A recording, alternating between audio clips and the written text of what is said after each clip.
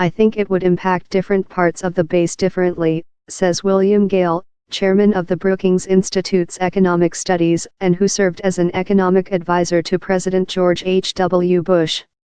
The rich donors who are part of the base would come out quite nicely from this proposal. The proverbial kind of lower middle-class worker is not going to benefit as much, particularly when the financing of the tax cut is taken into account.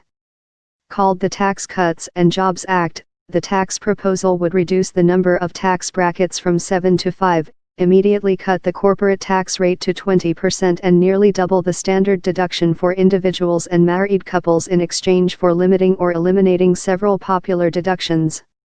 Meantime, Trump and Democratic nominee Hillary Clinton split the vote among wealthy Americans, defined as those making over $250,000. And it was Clinton, not Trump, who received more overall support from lower-income voters. She won with 53% of voters making under $30,000 annually, and 52% of those making between $30,000 and $49,000.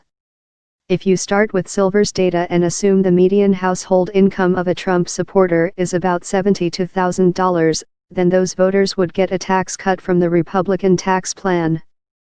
Data compiled by the New York Times show that individuals with incomes between $19,050 and $77,400 would be taxed at 12% under the plan, rather than the current 15%.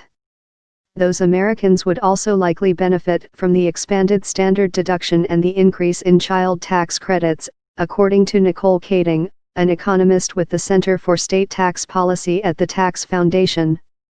There are a number of ways that these sort of individuals would likely see a tax cut, she says. Still, Gale said the Republican proposal is best assessed on an individual basis. If you tell me to look at someone with $500,000 or $1 million in income, it would be pretty straightforward to say they were going to get a very big tax cut, he said. For somebody in a lower income bracket, it's just hard. There are very many moving parts. Some of those people might end up with tax increases, some with tax reductions. You just can't give a number based on the income level.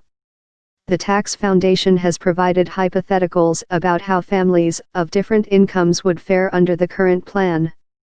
For a family of 4 earning $85,000, the foundation estimates that their after-tax income would increase by 1.4%, and benefit from the child tax credits and an overall saving of 10%.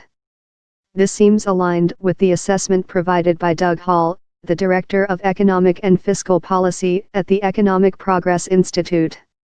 Hall explained that middle-income families like the one above will benefit, but argued the gains would be modest in comparison to what could have been achieved with the lost revenue from tax cuts.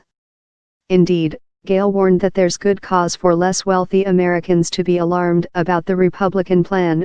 Many of the proposal's cuts for Americans at the top are likely to be funded by cuts elsewhere. What's clear is that this is a very high tax cut for high-income households and that the tax cut has to be paid for somehow, he said. Both things in conjunction do not bode well for low and middle-income households.